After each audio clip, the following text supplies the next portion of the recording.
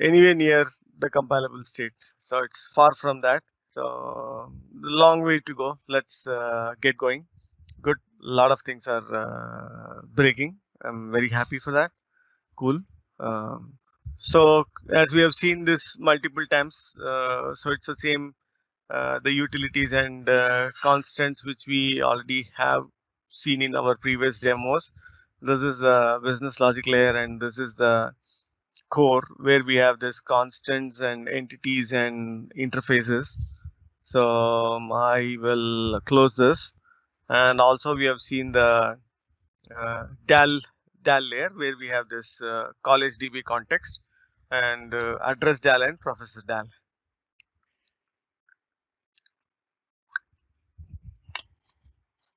Thanks. Okay. So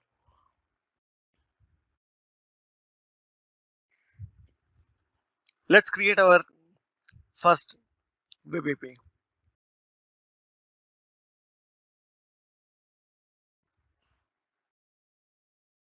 Let me check that. Set the source. Do I have the folder? Okay, only these folders. Let me close this. For a moment, I need to create these folders so that it will be easy. That's for the REST web API, and this is for the gRPC service, and will include the capability of gRPC web there. And this is the folder for Blazor WASM.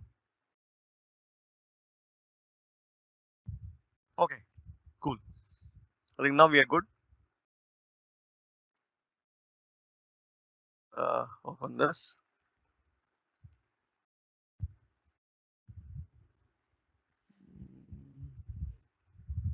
Just keep it open, so just in case we might need this some point of time. So I want to test something. We can test it from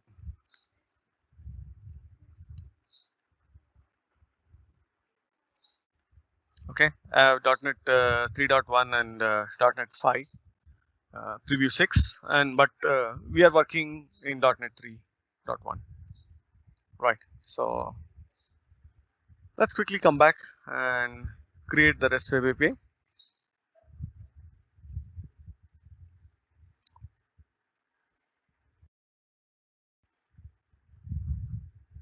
Here's one core,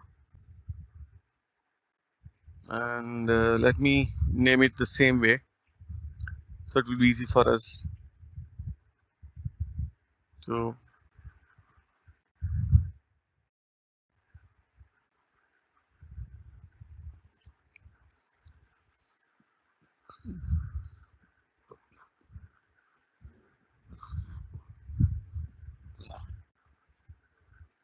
so .NET Core ASP.NET 3.1, and it's a web API template having configure HTTPS. At this point of time, we are not using the Docker. Okay.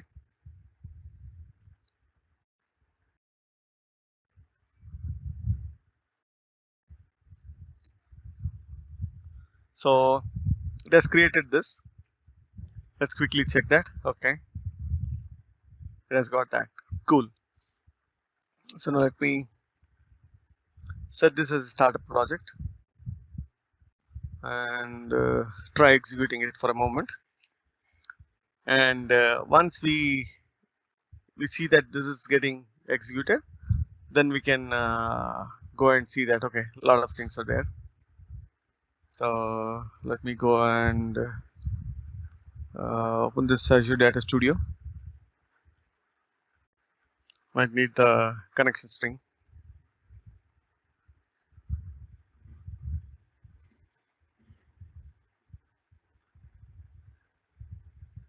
New connection. Localhost.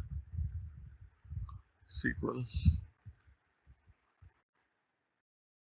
I'm keying in the password for this, and we do have this here.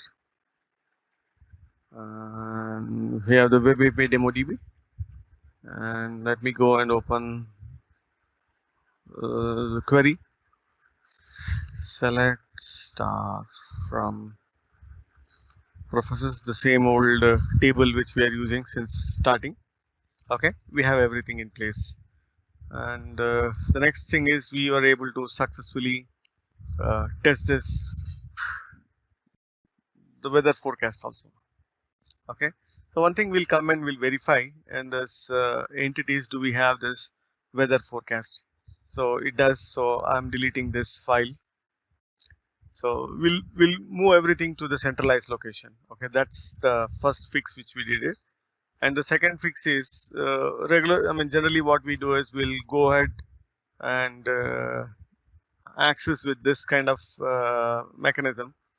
Say that /API instead of directly going to the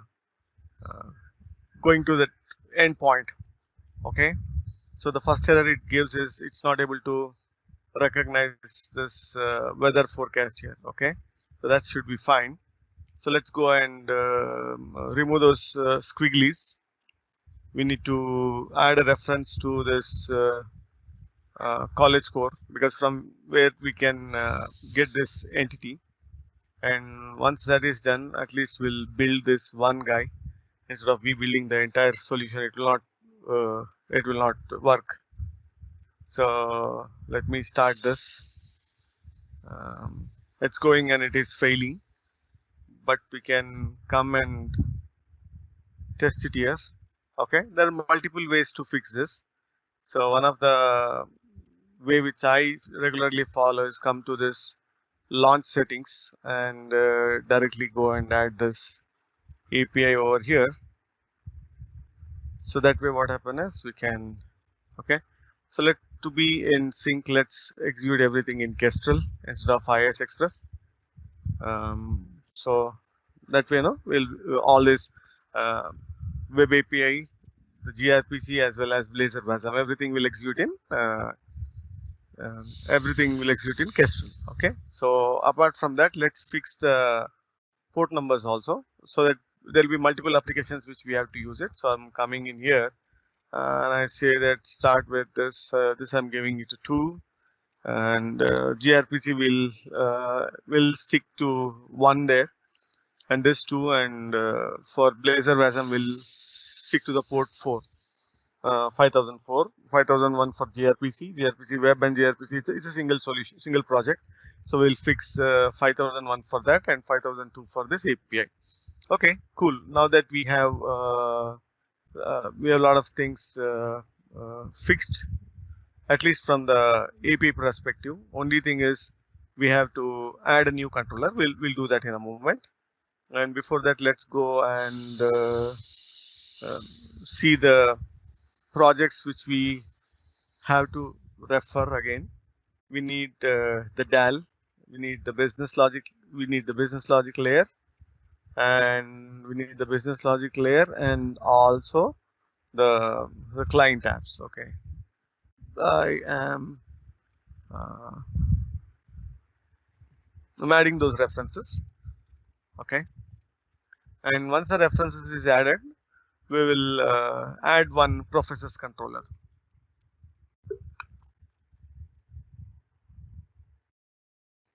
Okay, so what I will do is I will go in here,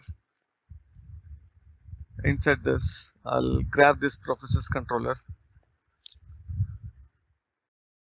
and drop it here. Okay, that is done, and we need to have the connection string. Okay, let's go grab the connection string.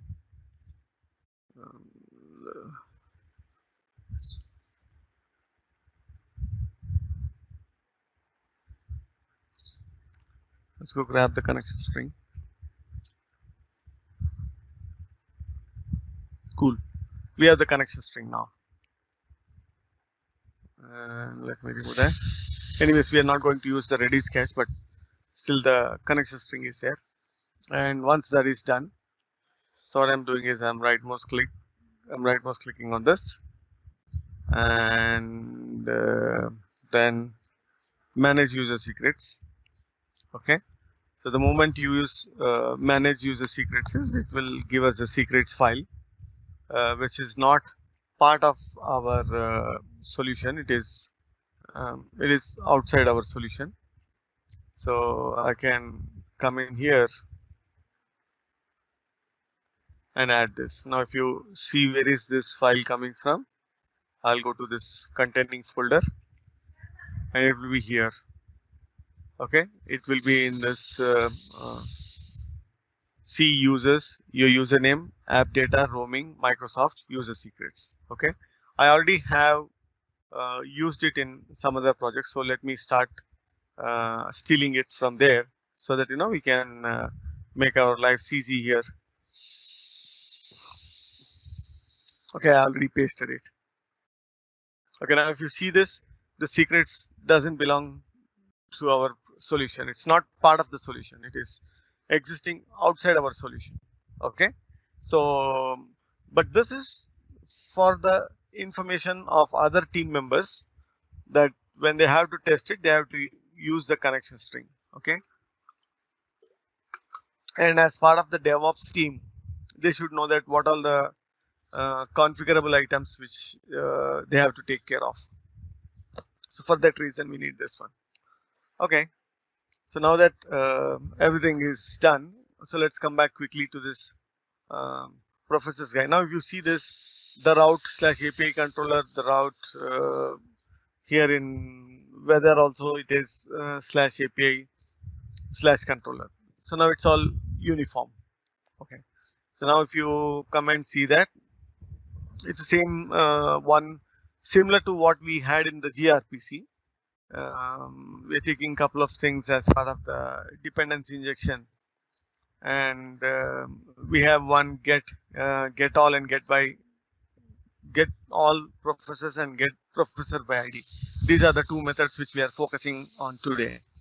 Okay, so the first thing is if we test this at this point of time, it will fail because we didn't hook up the dependencies properly.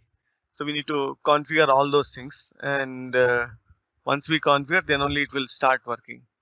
So if you go to this professors, so it will tell that it's unable to resolve that iProfessors BLL, because that is we are accepting it as part of the dependency injection here, iProfessor BLL, but we didn't hook it up. So it's obviously it's an expected issue. So I'm just keeping this here. I'm not closing it, so that we can reuse the same here in the rest of the projects too. Okay, so coming back to the hooking up everything in this startup in the startup. Okay, so we need to come here, and let me remove unused using for some reason I don't like it. Okay, so let's come back here.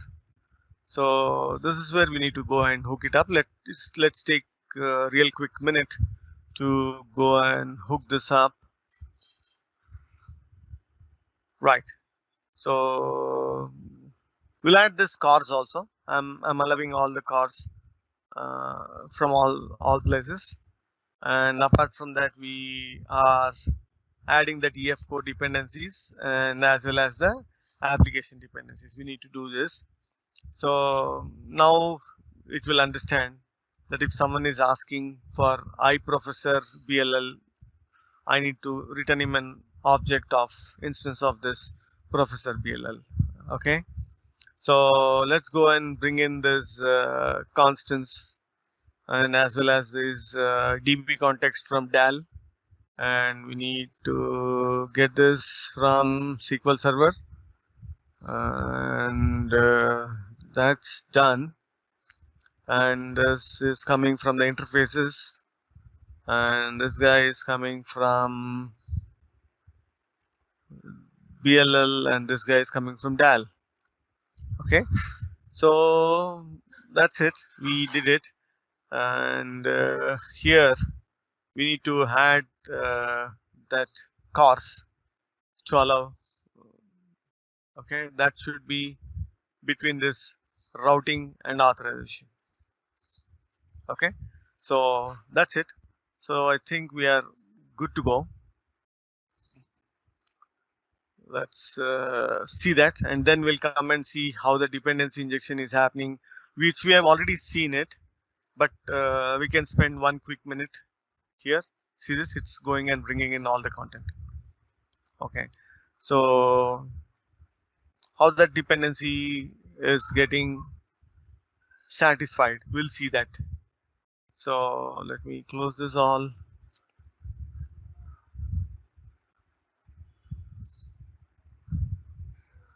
Okay, so one more thing is, inside the properties, if you once you add that user secrets, you'll see this file service dependencies.json, and that says that okay, one of the dependencies secrets.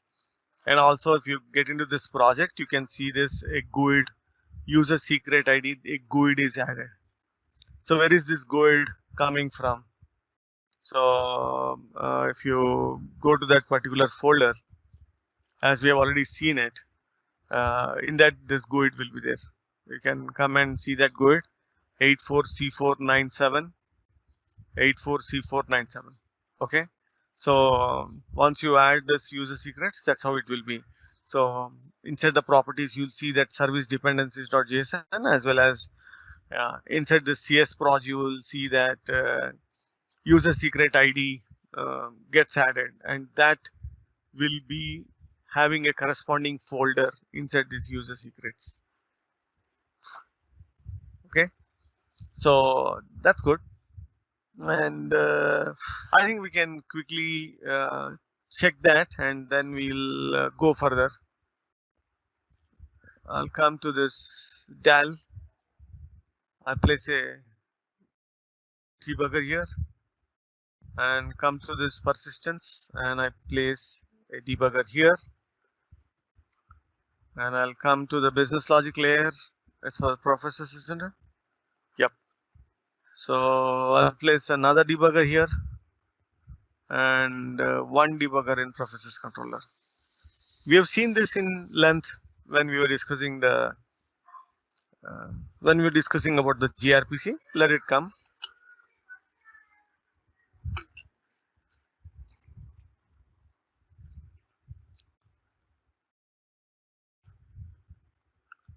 Come to Postman.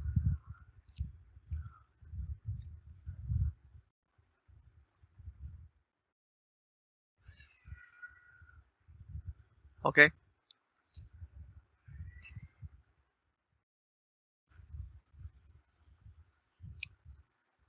See, when it first trying to instantiate or invoke this method, the first thing it is coming and creating the DB context, because this is the last man standing in the chain of dependencies who doesn't have any other dependency getting injected, except it's having the parameter. Okay, so if you go and check the call stack, you can see that who's calling this method. Okay, so let me do an F10. After this DB context, it comes to the DAL layer. So it's there in the DAL layer, and from the DAL layer it comes to the business logic layer, and from business logic layer it comes to the controller, and from controller it goes to the particular method and it completes it. Okay, so I think now that we have seen this, how the dependencies are getting satisfied, we have to add all those things inside the service container. So that container will hold all those dependencies, and whoever needs the dependencies, it goes and gives him that particular dependency. And before doing that, what we have to do is we have to carefully inject it at a proper location. So then only it will be able to give us. If we slip something, then we'll not get that dependency at all. Okay, so now that we have seen a basic hello world of this REST web API, a simple web API, hello world of this, which is just going and bringing in the content. We have only two methods: get professor by ID and get. So what did we learn out of this? I mean, it's a simple hello world. It's not anything the production ready code. It's just a hello world, but we learned few things here.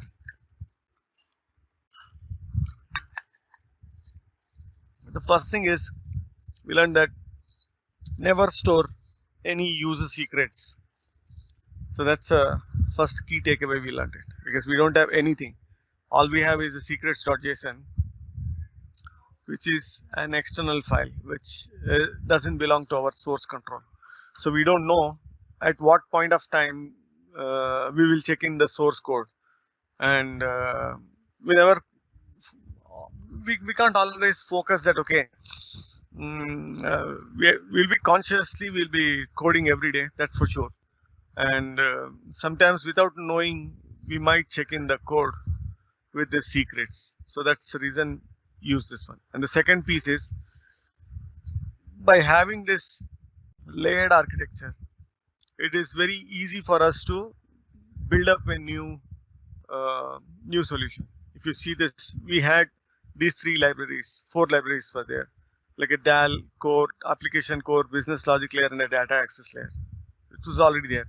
For us to build a web API, it didn't take much, because we didn't write anything here, and all the concerns were given to each and every library. So all we are focusing in this web API is only how to expose a controller, how to get its dependencies, how to hook up everything. That's it. We were purely focusing only on that piece, instead of focusing on all the concerns. We are purely focusing on only one of the concern. Okay, how do I expose couple of endpoints? That's it. Our focus is pretty clear. So that's what we have seen the advantage of using the layered architecture. Now let's go to the phase 2 of this. Now in the phase 2, what we'll do is we'll create a gRPC service. Now we are not adding any gRPC web capability yet.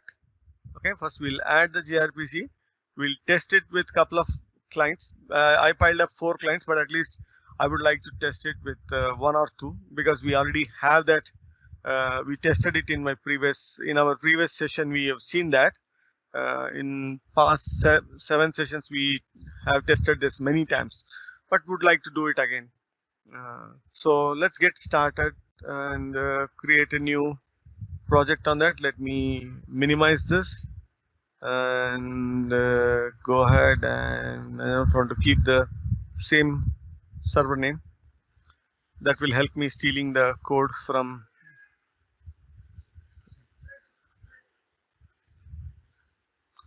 So I want gRPC.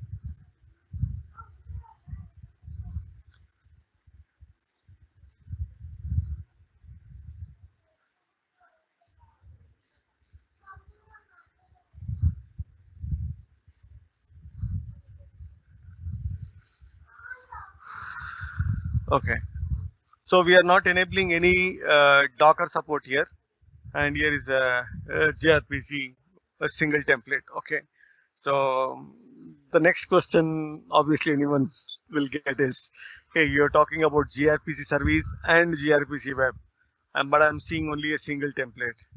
But the thing is that we'll add the capability as part of the NuGet package into the same template. But when it comes to the Blazor, you have 2 different types of Blazor templates. One is Blazor server and one is Blazor WASM. So that we'll see in next 20 minutes or something. Okay, let's go ahead and create a new one. Okay, cool. So it has added this, and let's get this guy. I'm just copying. For some reason, I feel very comfortable going and modifying this way. And I don't know whether it's a right thing to do or wrong, but I just do that all the time. So let me go and manage user secrets. And okay, so that's adding the dependencies, and I'm using that 84C49 for this gRPC server, as well as that same for that web API. So I don't need to go and modify this at multiple places. It's the same connection string. I'm hitting the same database. Okay. So now that once we have come in here, here you will have this hello world of this gRPC service, which we have already seen in our previous 7 sessions. Multiple times we have seen this, and will not focus here because our focus is on the big picture, like how to do 3 different things and its integration between these 3. So let's focus on that piece. We'll minimize this, and also I'll minimize this. Let me focus on this guy. Let's make this as a startup, and it's already in this gRPC Kestrel. Okay, so we'll spend 1 minute time over here. So if you see this one, what is this gRPC and gRPC web? So gRPC, we already seen that this definition multiple times, but again we'll go over this one. It's a remote procedure call and goes on HTTP2 protocol buffer and modern technology, cross-platform, multi-language, high-performance, low-power devices. We have seen all these things.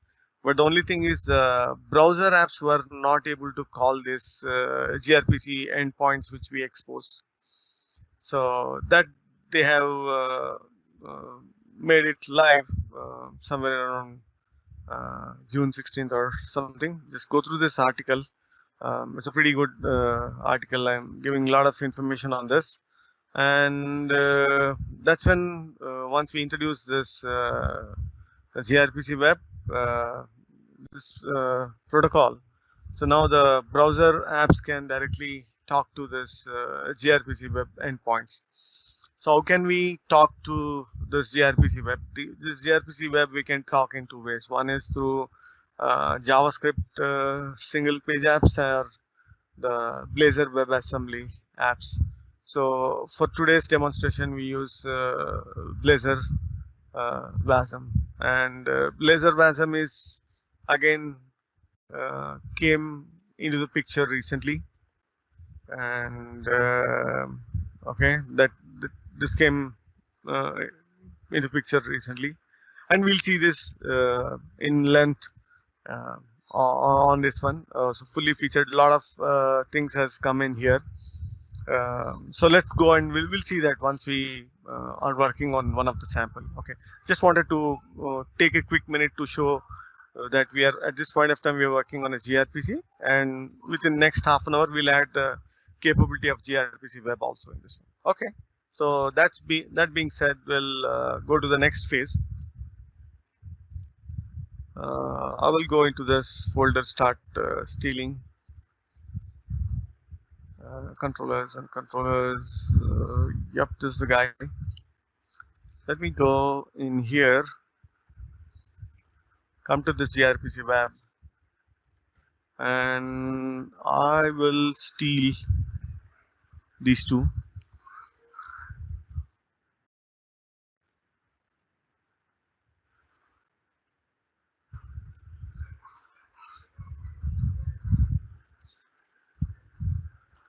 This is a proto file, and this is a services file.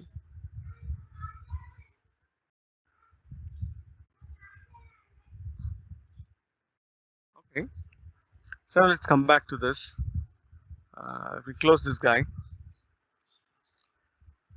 and select this one, and right mouse click and click on properties. Okay, so in our previous sessions we discussed about protos file, but I'll take quick 1 minute again to walk you through that. So you can see that when we selected this proto file greet.proto, the compiler has recognized like this is a proto file and there is port buff compiler build action, and it says that it is going to build the server components. Oh, that's pretty good. And let's select this college web API and let's go to the properties of this. And there's nothing in here. It didn't select anything. It didn't do anything. Okay, let's check that. What is this address book doing? Let's come back here. Oh, it didn't select anything. So for that to fix, there are multiple ways. So let's see a couple of ways here. So here, what we can do is the greet proto is there. We'll go and fix that in a moment. Okay. So the proto file, we already seen that multiple times, but once again we'll discuss. We are using the version 3 of the proto buff, and it is the contract which has to be approved, or we have to go through this contract, strict contract, both the server as well as client. Okay, everyone has to stick to this contract. Okay, so the service means what you are exposing the service, and RPC method is the one which you are exposing. This is the remote procedure call method which we are exposing, and messages is nothing but the what is coming in as input and what is going as output. I'm using the simple plain terminology so that we understand that, and also we have seen that how this gets generated. And now coming back to the issue why we are not able to see this the port buff on these places, we need to go and double click this. We see that here the item group port buff include this and gRPC services server. So we have to instruct it from here. Okay, this is one of the way. As I mentioned, there are a lot of ways to do, but I'm showing a couple of ways to do it. Let me come back here, and just before that, let's again open it. It didn't recognize that. Now that we give this instruction, now the tools will recognize it. We gave it to the address book. Now see that? Now it has recognized. Okay, or else we can manually select this and we can tell that we have the port buff compiler and don't generate the client and server components, generate only the server components only. So you can generate the client component, or you can generate the server component, or you can generate client and server component. Okay, we selected this one. So once you did that, you can quickly come back here and you can check this. All these three has been selected here. Okay, that's well and good. So let's quickly go and build this.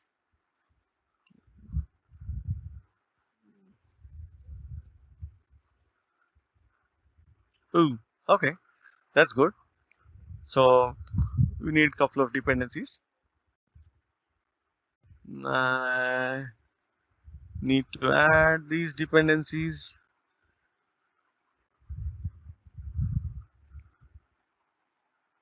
Okay, those dependencies has been added. Let's rebuild it again. Hopefully it should compile. Good, it compiled it. Now the next moment is we'll go and we'll see that and inside the obj debug .NET Core, you can see this address book as well as college. One is the abstract class which gets created. Oh, this is a reflection. What is that I've selected? This one or this one? Okay, gRPC service. Okay, this is gRPC service. It will create the abstract class which we will see here. Partial abstract class. This class is named as college service base. Where did it pick up this name from? That name is coming from here. inside this college API, you have given that college service. You've given that as a college service. So if you go and see that name it generates is college service base. Okay. And if you go to that API, I mean, without this gRPC, this is where you see all those reflection, and also it makes a note of the name field number, DOG field number. It uses this ordinal position to transform from object to binary and binary to object. So it should know from which location to which location, what particular property or field it belongs and what content it is. To do all those conversions, it uses this one. So that being said, we have seen quite a good moving pieces over here. Now let's quickly go back and check that. Quickly go back and check this. And we need to hook up that everything here in the startup class. I am just trying to go and remove that. Go and remove this unused usings, and then we'll start configuring this one. Okay, we don't have this high configuration. We need to bring in. We'll get it in a moment. Again, this bringing in high configuration, there are multiple ways to do it. I'm doing the one of the way. Okay, so let me come back to this gRPC server. We're going to the startup, and let me expose this. Okay, now I need to bring in the namespace,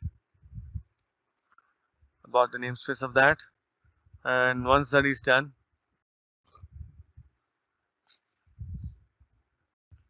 because instead of coming and adding it at later point of time, because this whatever the cars which we have added to the web API or we are adding it to the gRPC, this will be used when we are making the call from the Blazor WASM. I'll have a glass of water, just give me a moment.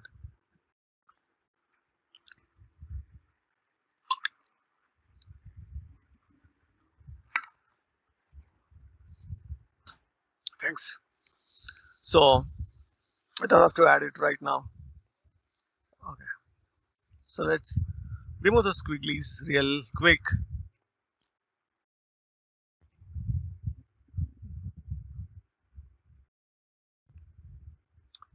And once we add this, most of the squigglies will be gone. Okay, almost all the squigglies, I assume it's gone. Okay, and we need to do a couple of other things also, because at this point of time we have exposed only few things. This will come back and we'll add it.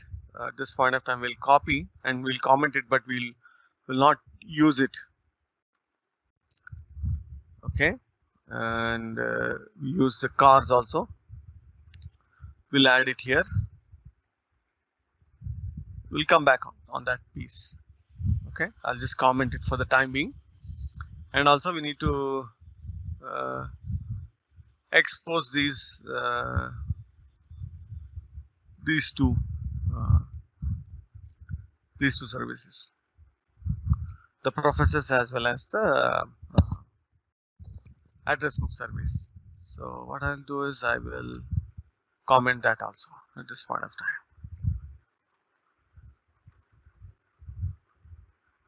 Okay, so let's check that.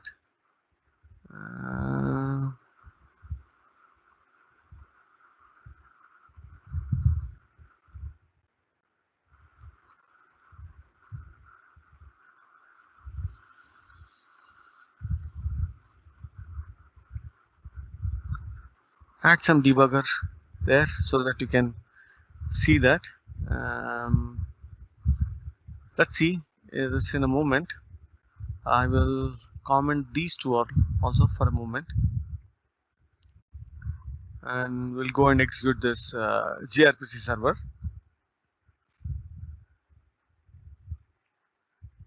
And once you execute this gRPC server, if you mouse troubling me. Okay, so if you come and see this, it says that it is exposing the say hello. Add a gRPC method say hello to service. So it is exposing, it says that what type of messaging it is, unary messaging or streaming, okay, client streaming or binary streaming or server streaming. So let me stop this and uncomment these two lines. Now if I execute it again,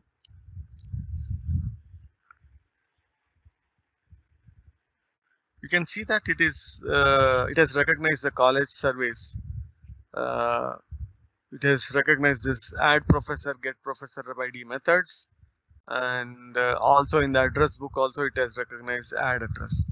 So the moment you add that to the pipeline here in this request pipeline, that's when it recognizes that I have additional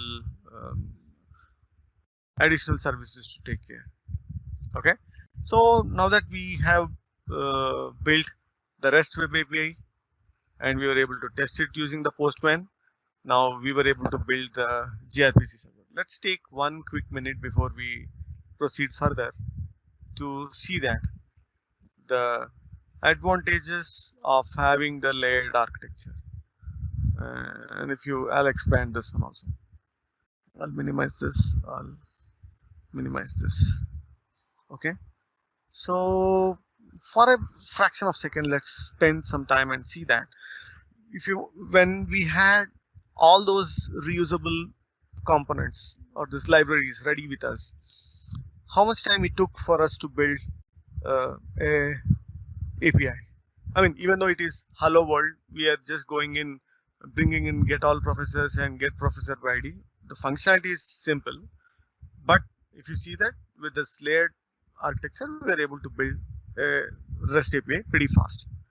And how much time it took for us to build a gRPC server? Again, we didn't write any of those business logic or the DB context or the persistence or the data layer or the common application core layer, because if you see this, the same infrastructure, the same libraries we are using in the APIs as well as in this one also. If you can go and validate that here, whatever the dependencies you are adding in this gRPC server service as well as in this REST web API, you're using the same infrastructure. We're not building it anything. So once you build your code along this reusable components, you're making your life easy. So to build up a new solution or a new project, you're giving a guidelines like, hey, this is how you need to do. Okay, and also for a new member who's joining the team, for him it will be very easy to create a new controller or a new service, because if you take the example of API, if I want to create a new controller, all I need to do is add a new controller, and in the core I need to add entities, anything it is dealing with, and add the business logic layer and data access layers interface, and implement that interface in this business DLL, and implement the data access in this data access DLL. Okay, and once that is done, add that dependency as part of the container, service container. That's it. I mean, you're giving a defined set of rules for any existing member or a new member who's coming into the project. There's a defined set of rules, like if you want to expose a controller, this is what you need to do. If you want to add a new method to the controller, again you need to follow the same rule. If you see this, we are using the business logic layer. So now we need to go to this business logic layer. So in this business logic layer, you have the interface. So how many methods we are exposing? We are exposing get all professors, get professor ID, add professors. I want update professor, so I need to add one method here, and again I need to come to this data access layer, add that method here. So that we'll do it in the application core, because this we are dealing with the same professors. We don't need to change anything in the entities. So those entities are already existing. So we need to go and implement that in the business logic layer as well as the data access layer. That's it. You don't need to do anything else, because the dependency is already injected as part of this one. The same professors BLL and the professor DAL is already injected. So you don't need to do anything else. So it's pretty simple. So if you're adding in new interfaces, then you have to add it. and see the same thing. When you come to this gRPC service, all we need to do is create a new proto file, expose the RPC methods which you want, and add the messages which you want. That's it. Once that is done, we can come into this, create a new services in this folder and implement it, because which we have seen, this college service is a name which we have given in the proto file. It will suffix base to that, and you need to implement those methods. That's it.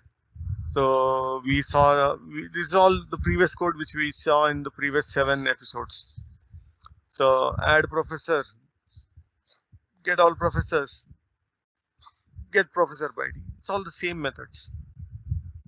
And if you see this address book, also it's the same method which you have seen in our previous sessions.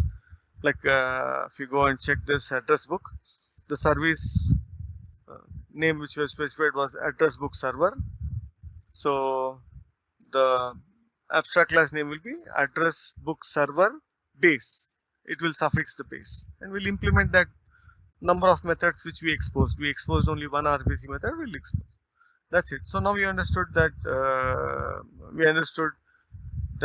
using this layered architecture or the reusable components, our life will become easy, and there is defined set of rules. Because some of the I'm not telling that we can predict every issue in this world by doing this one, but some of the things which we can predict, like one of the simplest thing is you started the REST API, and initially it failed. Because the moment it failed, because we know that we didn't add this to the service container for this dependency injection. So some of those kind of things we will get every now and then. So it will be easy for us to identify the issue, where the issue is. Okay. So enough of all those discussion. I think now let's go and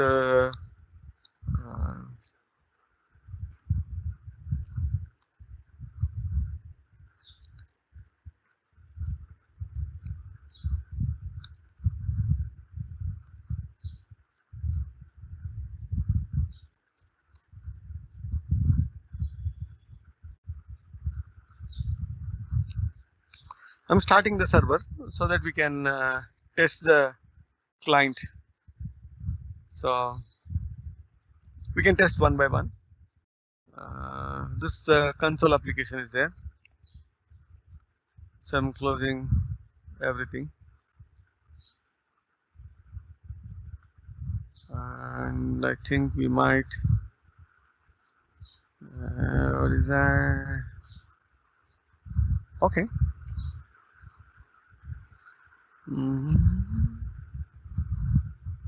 Clean the solution.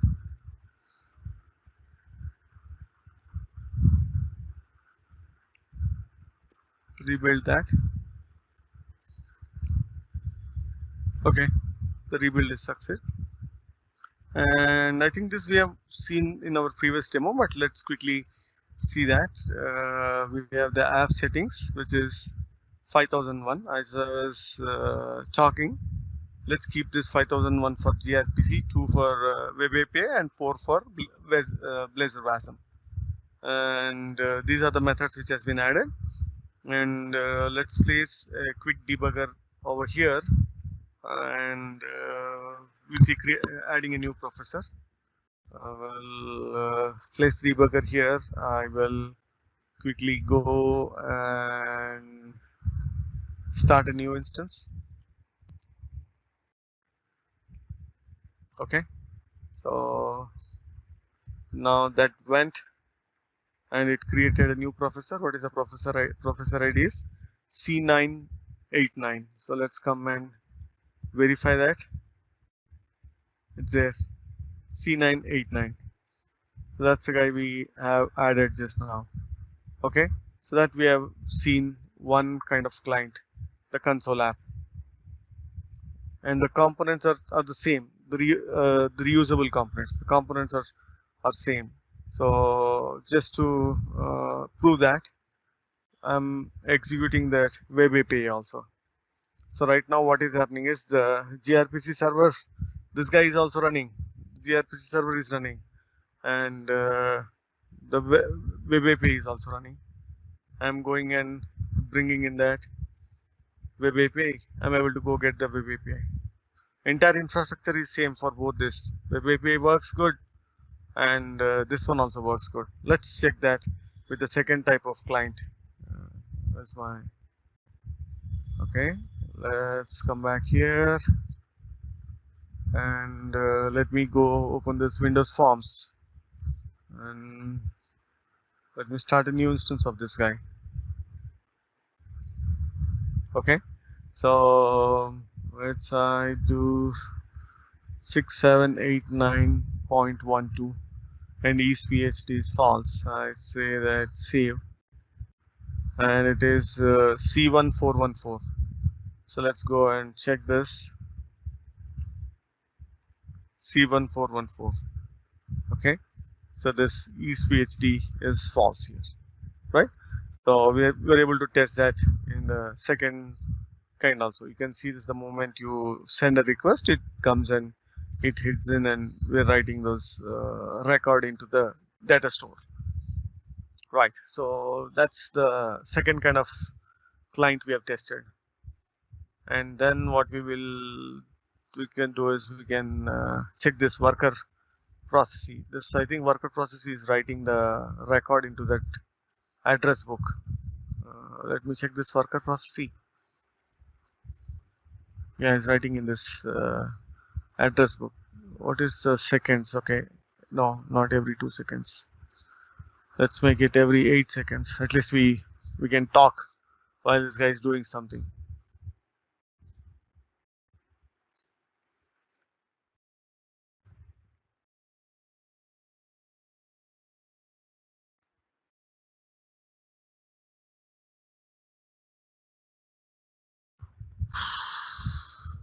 Okay, so we have quite a few rows in the address enrollment. Okay, no problem. How many we have? 8. Let it be. I'll go and execute this guy, worker processing. This worker service I executed, and I'll place this. See this, the first record it has inserted. We can come and validate that. So now the record is 9, and you can see this here. That's the first record. It will wait for 8 seconds. Okay, this is second record, and while that is happening, we can come in and we can see this, the third record. We can create a new record from here. While all these gRPC guys are working in, we can use our REST web API. Even though the infrastructure is same, everything is working. Nothing is breaking. You see this, how many things are working at this point of time. You here the gRPC server is working, and there is a worker service which is the client for this gRPC server that is getting executed, and there's a Windows Forms, .NET Core Windows Forms. Adding records from there. It works perfectly, and I'm able to test the REST endpoint to this one. Both this gRPC server as well as this REST endpoint are using the same infrastructure. Everything works without a single exception. Okay, cool then. So let me close everything so that we can go to the next phase of this. So we've seen all those things. Now let's go to the next phase where we need to add this, convert this gRPC service. Not convert, we are adding the web capability that we are going to add this gRPC web capability to that.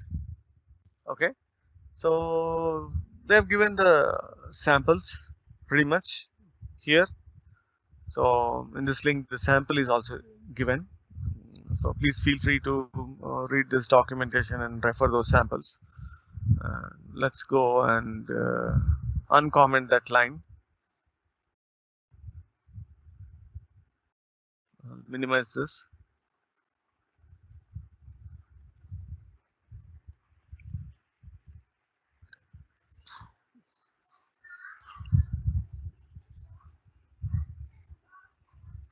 Okay, So we need a NuGet package for this one.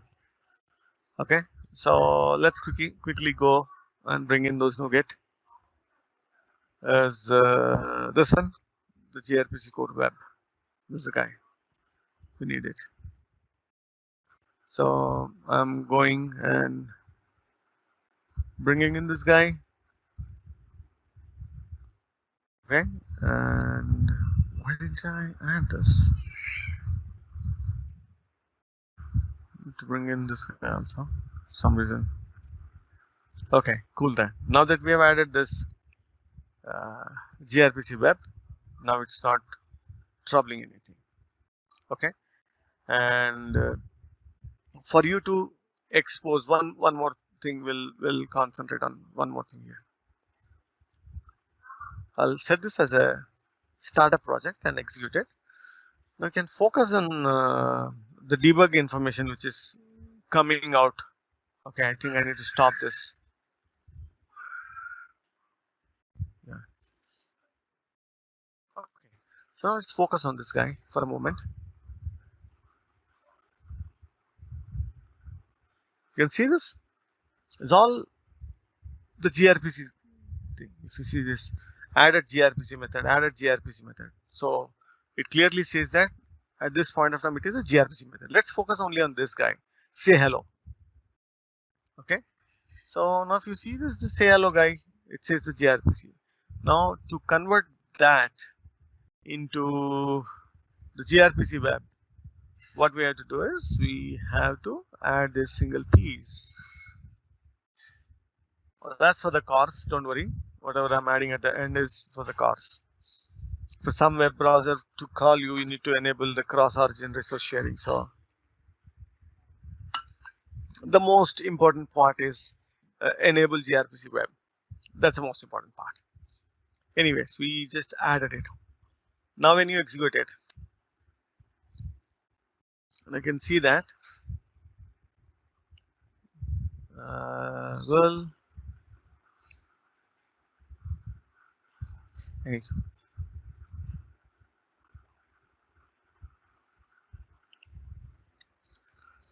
Okay, so the way it invokes, that will tell you different things once you invoke that method. Like how did it add that? So the method invocation will be different. Once you invoke a method, at that time it will tell you the difference whether it was hitting through the gRPC channel or whether it is hitting through the gRPC web. So that's when you can differentiate whether the invocation was from which channel. Okay, we'll see that in a moment, just in a moment. Okay, so now that let me add that gRPC capability for the gRPC web capability for this one also, because Professor service also will use it from the Blazor WASM. Okay, so now that we are done with these two things, let's go to the phase 3 of this, and we'll see the big picture of integration and all those things here. Blazor.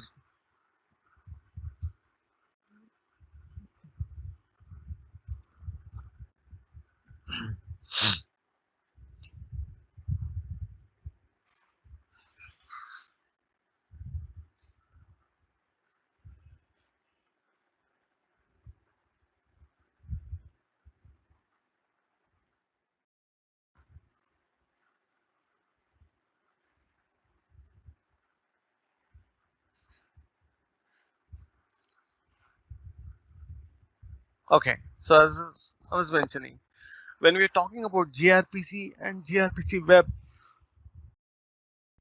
we didn't see two templates in that dialog. We just saw a single template, and here in Blazor, those are two different templates: Blazor server and Blazor WASM. Okay, Blazor WASM is just a technical jargon. It's Blazor WebAssembly. Okay, they call it as a WASM, WebAssembly app. So we'll take this WebAssembly app.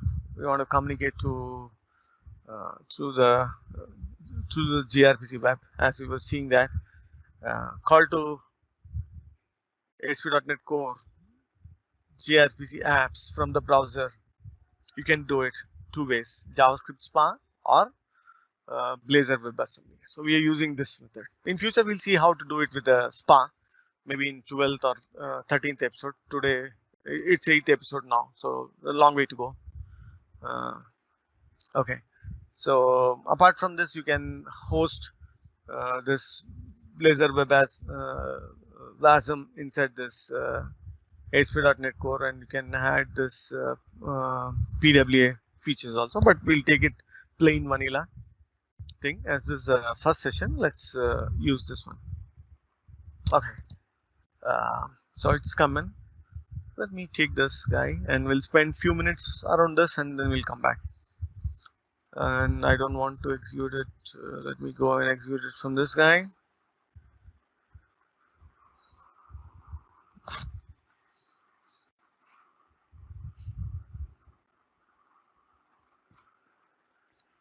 Oh, no.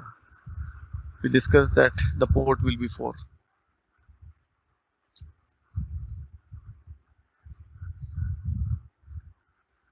We discussed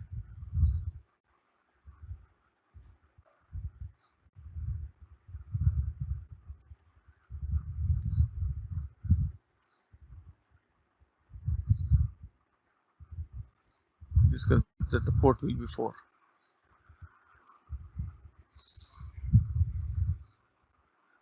Okay. Cool. So now let's quickly spend a minute here and let me go to that network tab and preserve logs. And I don't need. Okay, so let's start. I will just refresh this one.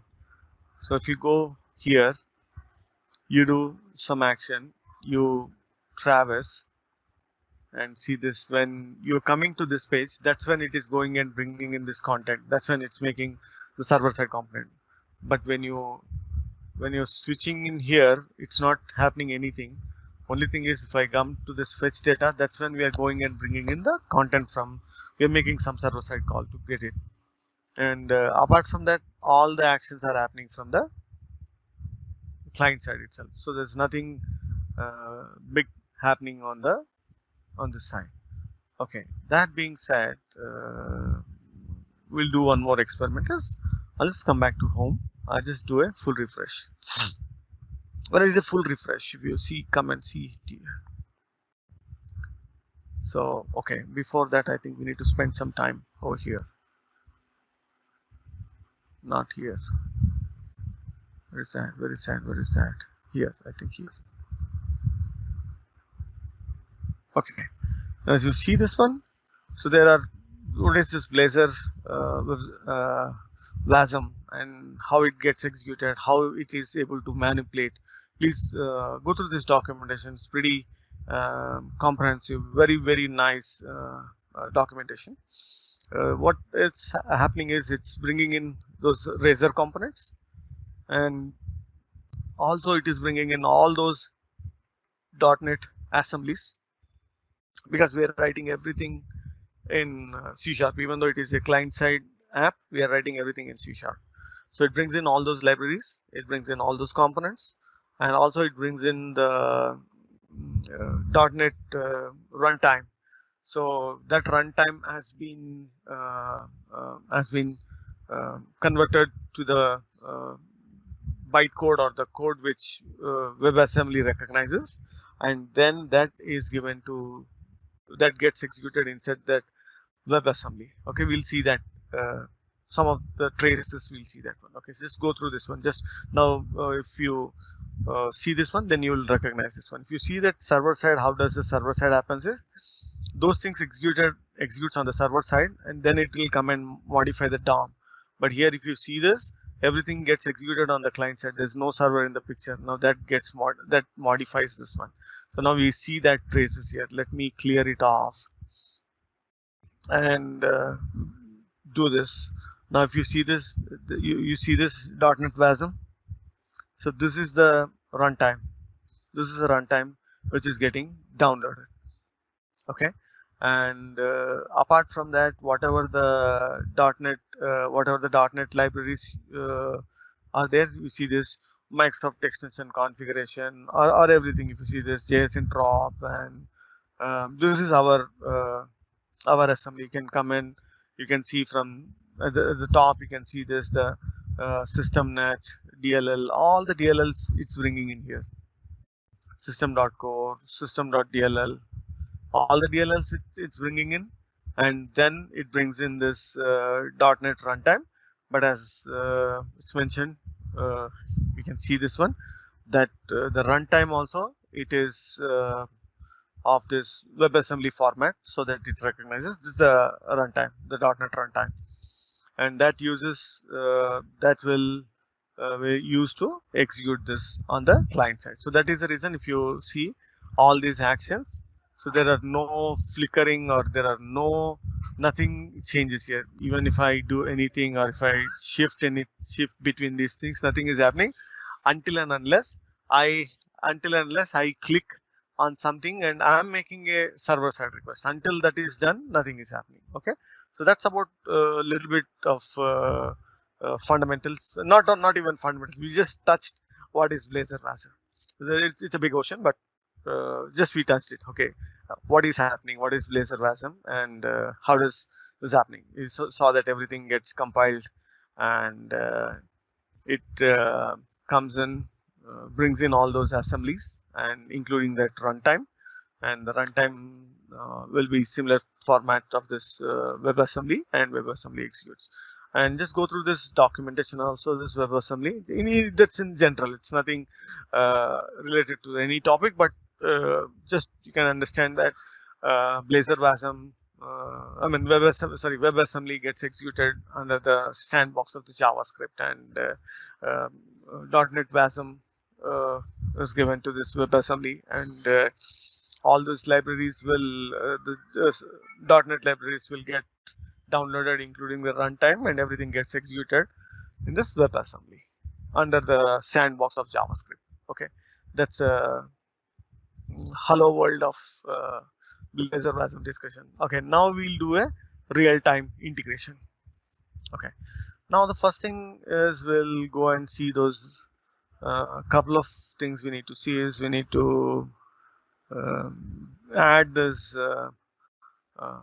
app config to this guy root. Okay, let's do that first.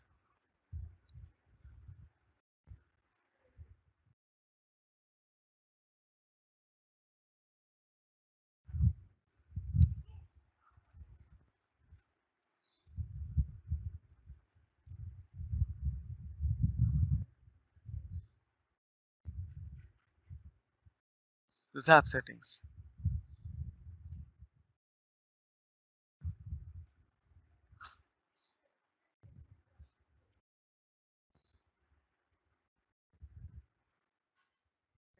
Apart from that, we'll spend a couple of minutes inside this www root. You have this index.html, and these are coming as part of the framework.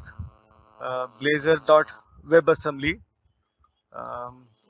One minute, guys. I'm sorry.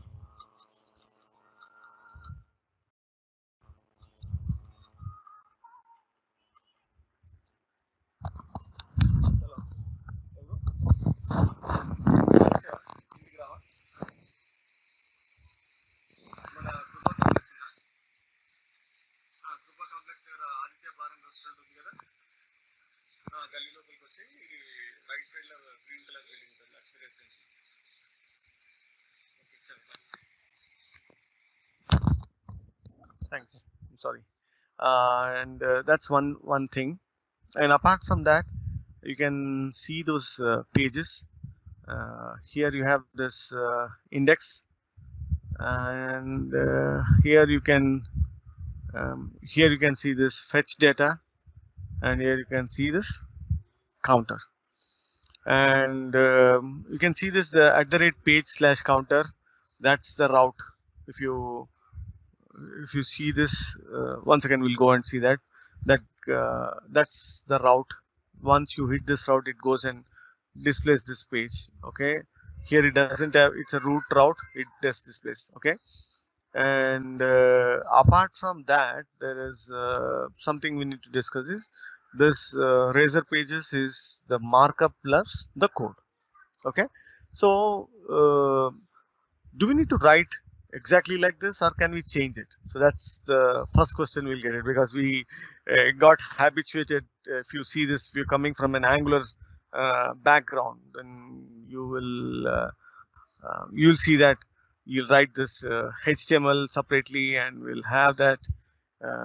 we'll have this HTML separately, and we'll have this CS separate, so TS file separate. So that's how we do it. If you see here, so you can see this professor list component HTML, the markup is separate and the TypeScript is separate. So things are separate. So you can correlate with that also. So we can do a similar manner. It's not mandatory that you need to have this index and the markup and the code within the same file. We can split it. Okay. And apart from that, the key thing what we have to change in here. So here is where we can say that what all the capabilities which we want to add. So do we want to communicate to some HTTP, and do you want to communicate through to gRPC web? Everything will communicate it here. Okay, so let's start putting in some code. I'll just close in, so we'll get some extra space. And okay,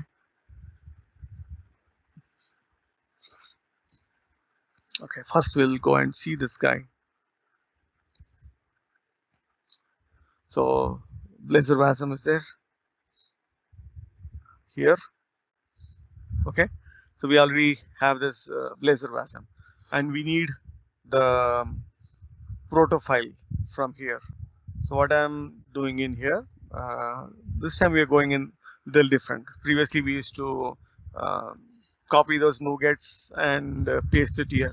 That's what we used to do. We used to get into this file, copy these NuGet packages and paste it here. We'll do a little different this time. So let me close it. Dependencies, connected services. Okay, for some reason this is not showing in.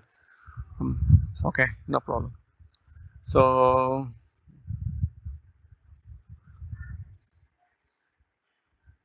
let me go grab this college API guy.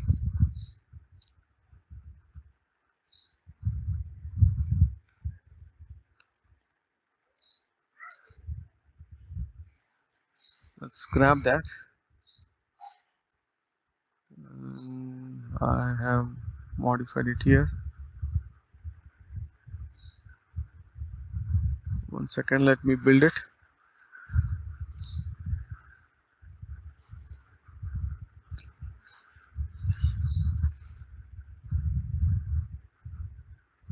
Okay, cool. Everything is filling properly. Okay, apart from that, we'll bring in those nuggets also from here. We'll copy that nuggets. I'm sorry, I'll bring in these two because I need to showcase the greeter also first. Initially we'll showcase the greeter and then we'll go, and then we need HTTP.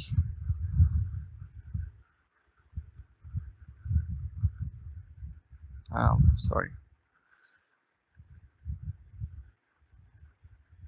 wrong project.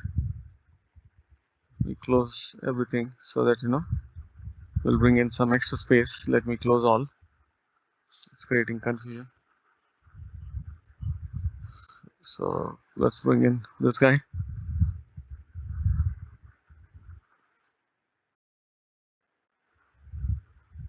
Let's copy these two things because we want both the greet as well as college, right? And then let me bring in these guys. the other NuGet packages. Okay, so we bought all those things. Now I think we are pretty much ready. So you can see this here. Okay, so did we miss anything? No, we have this, and we have the NuGet packages. We have the reference. We have the reference to the college core, and we'll add in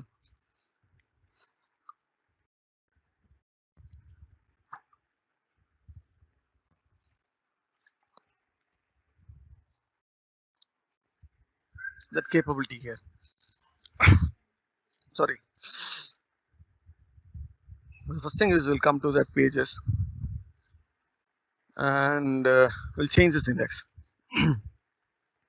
So at this point of time, the index is a single razor, which has got both the markup as well as the code. Now we'll convert that into the model which we used to work in this web forms or Windows forms or Angular, whatever we are familiar, like the UI as well as the C# code, backend code. So it's something like that. You have this. If you see this index.razor, you have this the razor file. It's purely markup. It doesn't have anything else there. And if you see this, you have to create a partial class with the same name, index, and here you can write the code behind. So let me steal this first, and I think from there we can go. Let me go to that Blazor WASM, and inside this pages, let me steal this first. These two guys and drop in here, and we go there. Okay, I'm dropping in here. Okay, cool. So drop at the right location. Yes, drop it at the right location. Right, cool. So let me close this and double click this guy. So if you see this one, we just created a separate class. We have this class. It's a partial class with the same name, index, and we told that a string property I'm exposing, and this then gRPC channel which we are injecting it, and it's similar to on initialize. We use it in Angular, so similar to this one. Here we go and make the call and bring in this one. Okay, before that we need to fix this piece. Let me go bring in the code from here. So as I was mentioning here, we will add the gRPC capability. So rest of the things is already there. See this, if you see this, the builder, and we are having this root components there, and then we are having that adding this HTTP client as part of this dependency, so that anyone can inject and start using it. And then we are running this. The only new thing which we are adding is we are adding the gRPC thing here. Okay, so let me bring in those namespaces. I think that should be good, and that is pretty much. And let's go and check the app settings. I think we have everything. Right, we have everything in this also. And now we can come back to that index.cs, and we have the full debugging capability also. But in this session, let's quickly see that how the integration happens. And okay, so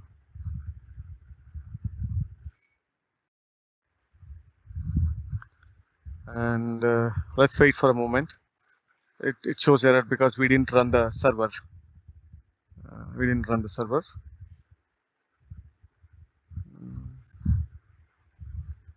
Okay, so I think port is blocked somewhere. This guy is running. Okay, so let me close that. Right, let me open the command again.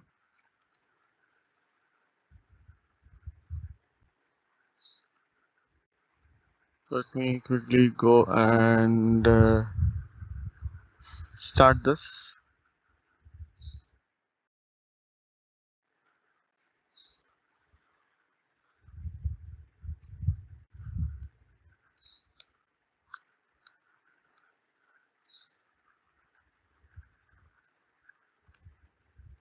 I'm executing the server. Let's give that a minute. Okay, so the server is executing. Let's see this.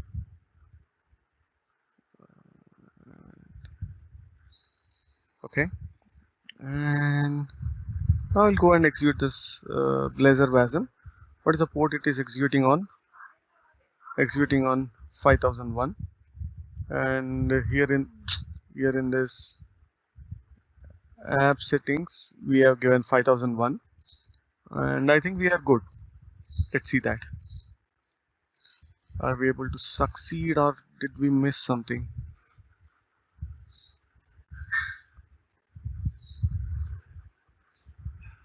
Okay, see this. Now if you see here, if you see this one, it completed the request. If you see, if you watch this carefully, it says the gRPC method is added, but the channel from where this request is coming, it differs, doesn't it? So when the request has coming, it says that gRPC web, and here also if you see this, it says that the gRPC web.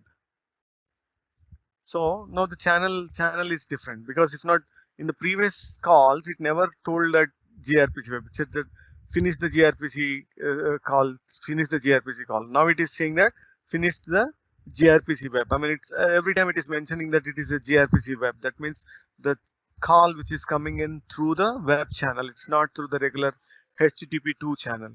Okay, so that's the first step of integration. Oh God, I just closed it. I'm sorry. Anyways, I'll open it in a moment. Okay, let's take real quick 2 minutes and we can do a big integration now. CD.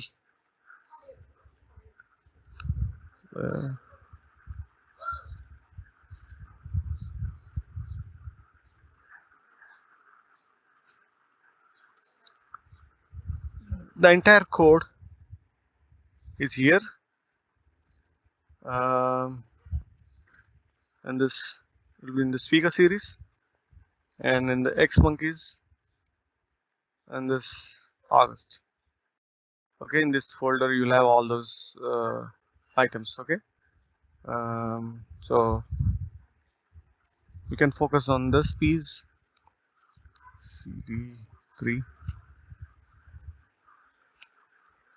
Okay, I'm keeping this aside.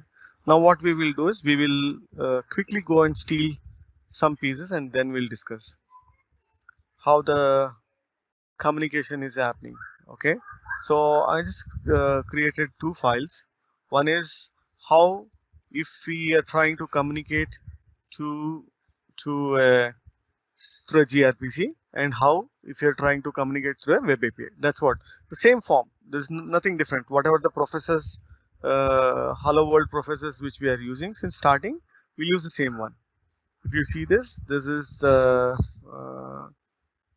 Razor file, markup file, where we are using the same professors, and here in this Razor we are using the same professors. The only difference is one channel we are calling through the API, and other one we are calling through the gRPC. Oh God, okay, and see this. The only difference is, as you can see this difference between both. I'll place it side by side. You can see this. Here we are injecting that HTTP client. Here we are injecting the gRPC channel. Okay. Apart from that, whatever the properties which we have to expose, which we are exposing there, and inside this onInitialize method, we are bringing in those. We are calling this gRPC service and bringing in the content. And here in this web API, if you see this on initialize, we are making a call to that web API, Hold on. Web API, we are exposed. What is the port number? Port number is 5002. It's not 5004. Thank God. If not, we would have wasted some more time. And that's it. I think we are all good to go, except one component we need to change. That is the shared component, side navbar and the main layout. Side navbar and the main layout is the one which we need to change. So let me bring in those things.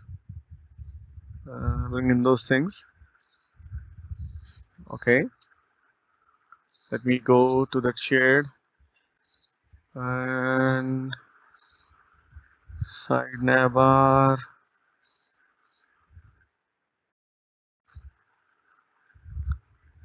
Side navbar and main layout. Okay, cool. So let me close this.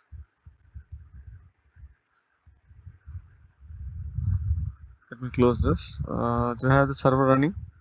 Let me run that. .NET run.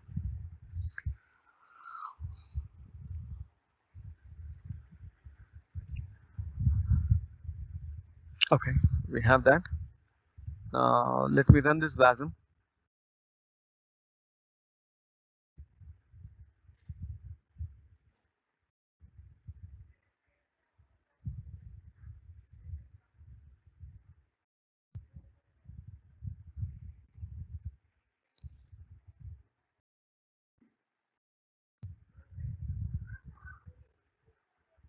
Okay, so it has come in here.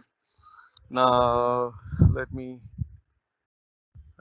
open up this and slash API. I'm going to that web API to bring in the content.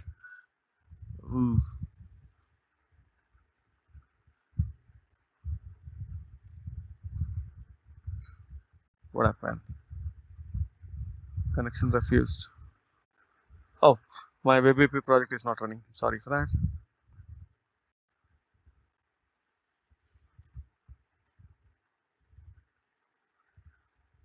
Start a new instance. So you can see this multiple things are running in the same box now. We have web API running, you have gRPC service plus gRPC web. Okay, 5002 that's running in. Let's quickly come back to this guy, go to home page and click on that web. Okay, cool, the web has come and you can see this professor. Go to the preview, you can see this records whichever is coming in from here, and I want to go to gRPC and you can see this now. The call went to the gRPC. You can see this here. The gRPC, what did we do? We did the get all professors. We did the get all professors. I mean, technically it says that the gRPC web it is coming in. So if you see that there are multiple calls are happening in here. So I'll just remove that. So you can see this say hello method. This is going, as well as this get all professors, and it is bringing in this content, and we are displaying it here. Now see this. Whenever I made it, it makes this one, and see the fraction of second. If you see this number of milliseconds which is taken, because we are eating the same one. Everything is in my box, and let me go in there. Let me clear up everything and close it, and let me go to this one. How many? It is 36 time. This is the time, isn't it? 8 milliseconds. What is it? Where is the content? Okay, it is 36 milliseconds. And web. Okay, it's 52 milliseconds. See this? The same content. The difference between the REST and the gRPC. So in the previous session also many people have asked what is the advantage of using X over Y. Now this is one of the things we discussed, that it is speed, it is binary and all those things. Hey, can you prove it? Here is the proof. So you see this gRPC, It is coming in 27 milliseconds, and the same content, the same server and everything, and it is 28 at least. Even if it is neck to neck, if it is not more, even if it is not less, it's not more. So it's a good thing. So thank you. So that's it. So let's quickly recap. What did we do? We had few reusable components. That's the only thing we had when we started this session, and we had few clients to test it. So then we quickly built a REST web API, exposing two endpoints: get all professors, get professor by ID, and we tested using the Postman. And then we started our journey creating gRPC service, and we used the same infrastructure which we had it without any hassles. We were able to build hello world of gRPC very easily. And then we saw the advantage of using the manage user secrets, not to store the secrets in our solution. And then we saw the advantage of having the reusable components, how quickly it will be easy for someone to develop a project or a solution. And then we added the gRPC web capability.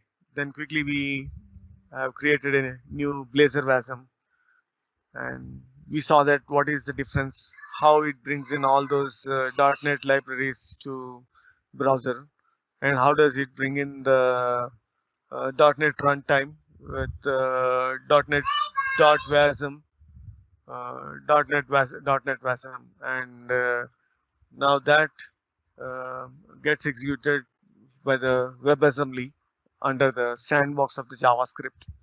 And then we have quickly saw one more thing.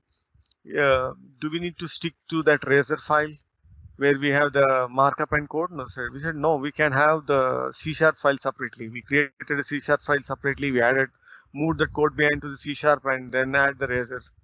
And then we added two more files where we wanted to show that how can I communicate to HTTP channel, how can I communicate to gRPC web.